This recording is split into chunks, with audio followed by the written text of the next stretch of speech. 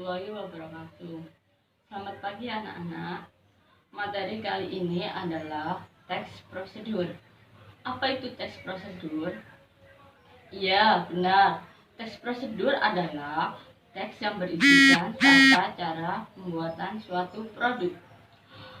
Di sini ada 3 macam teks prosedur. Yang pertama adalah teks prosedur sederhana, yang kedua teks prosedur kompleks, dan yang ketiga teks prosedur protokol.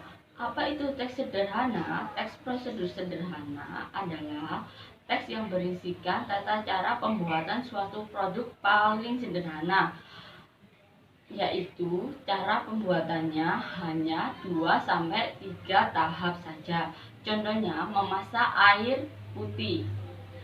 Yang kedua, teks prosedur kompleks. Apa itu teks prosedur kompleks? Teks yang berisikan tata cara pembuatan suatu produk. Namun di sini tata caranya atau langkah-langkahnya agak banyak. Misalnya membuat nasi goreng, membuat soto, membuat kari ayam.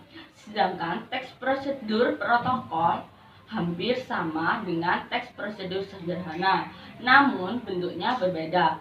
Kalau teks prosedur protokol ini berbentuk narasi, sedangkan teks prosedur kompleks tadi bentuknya berupa susunan.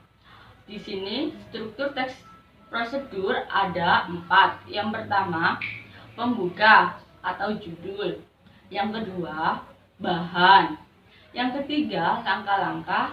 Dan yang keempat, kesimpulan. Pembuka ini yaitu judul, misalnya membuat nasi goreng. Yang kedua, bahan. Bahan apa saja yang digunakan dalam pembuatan nasi goreng tersebut itu dijelaskan di struktur yang kedua.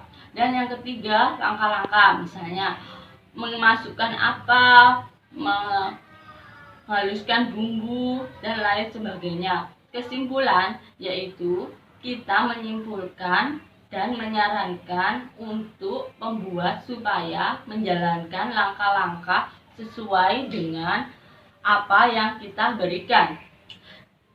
Ciri-ciri dan kaidah yang kebahasaan yang digunakan dalam teks prosedur.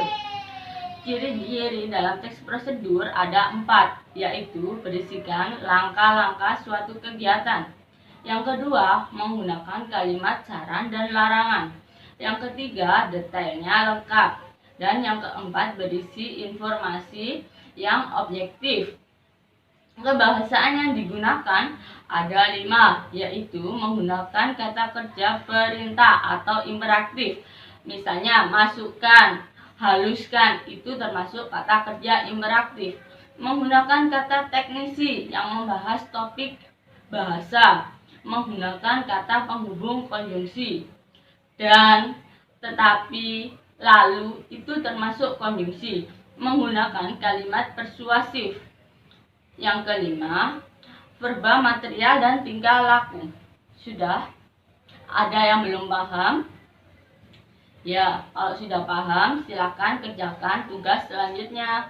Assalamualaikum warahmatullahi wabarakatuh.